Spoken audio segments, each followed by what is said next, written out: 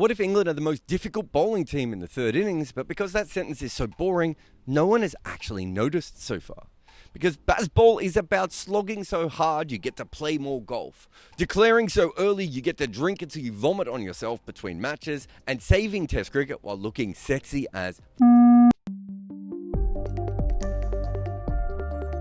This video is brought to you by Wicket Cricket Manager. Also, being that the third innings is usually the most perfunctory innings, why would anyone actually give a hell about any of this? It's the one part of the game where you are most likely to press simulate innings when you're playing it on a computer.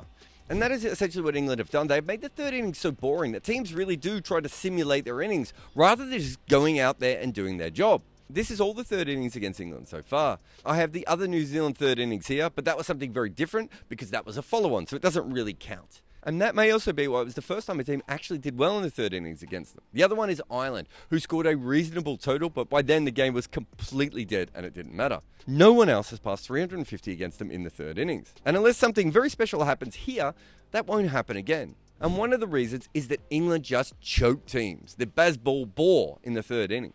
You only need a glimpse at this and you can tell what they've been doing all the way through. The only time a team scored way quicker against them in the third innings than the first was when Ireland's tail slogged a few to ensure that England had to bat again. The only other occasion it was quicker was New Zealand in the third test last summer, and even then, it was England attack with the ball in the first innings and the second innings when they're bowling there, but they defend in the third innings and occasionally in the fourth innings. And it might seem very weird, but they are a very good defensive bowling team. And because of Stokes' fields, it means that they are always a chance of chipping in with a wicket. But also in the other tests have been helped by a very weird cricket trend. The third innings pickle theory is a term coined by Surrey commentator Johnny Barron and then embraced by BBC broadcaster Daniel Norcross. Essentially, it boils down like this. The third innings differs from anything else in a test or first-class match. The first knock is the most simple. You are trying to get as many runs as possible. The second is more or less the same, but you are thinking about getting par or getting a lead. The fourth is when you have a target or draw in mind. These are the most normal parts of batting that make a lot of sense. And the third innings doesn't always pickle. Sometimes the third innings is very simple. If a team is behind, all they're going to want to do is make as many runs as possible and then hopefully get a lead. If a team is in front, they'll sometimes just want to get enough runs to go on and win the game. But where the third innings pickles is where there is a time element. Imagine the test is par halfway through, but 3 days of cricket have been played. The team batting first, or now third, don't just have to make runs, they have to think about the equation. The game is now about time and overs as well, plus the declaration element. Cricket has gone from a 3D sport to 5D chess. And it's not like a chase. Because sometimes you can actually score too quickly in that third innings, especially if you want to give the opposition a set amount of overs. You can also, quite obviously, bat a little bit too slow, meaning that you need to step on the gas, but it's, again, not like a chase where it's obvious. But you're doing this on an older pitch and you don't have the certainty of a chase. Hence, and it's why when teams are often well in front of a match and should be strolling to a 350 lead, they often have this weird wobble. In this particular test, the pickle situation doesn't actually follow.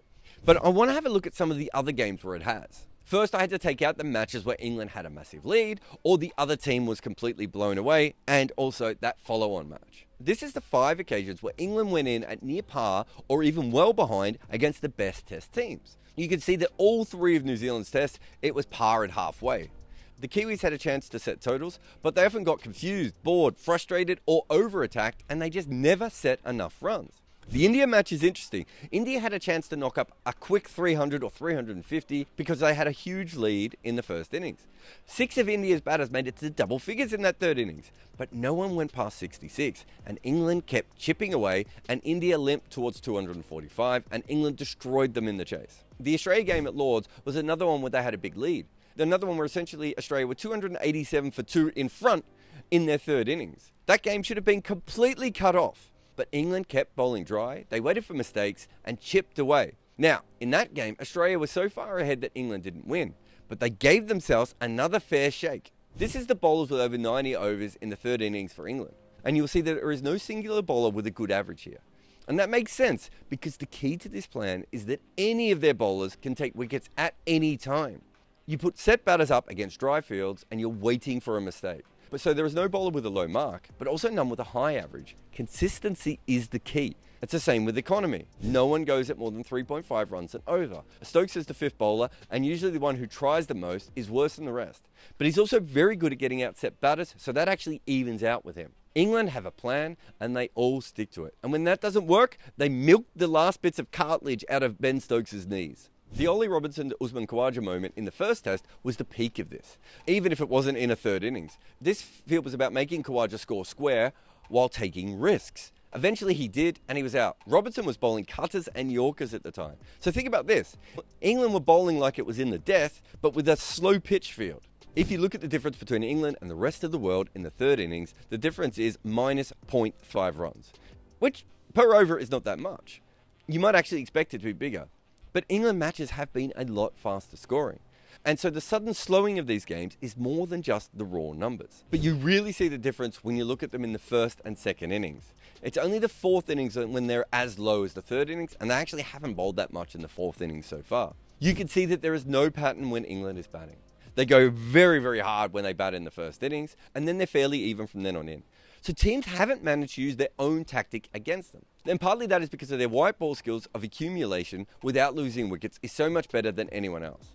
And I think the key here is the juxtaposition. Because in the third innings, they are like 3-year-olds holding an adult's leg as they walk. And the fourth innings in the batting, it's like they just beat John Travolta in a dance-off. The England grinding defence in the third innings keeps them in games. The attacking in the first two and the chases of the fourth simply do not exist without England boring the pants off players and waiting for mistakes in that third innings. That's where England chokes teams. And again, this is their best chance of winning this test. They really need more of the Bazball ball.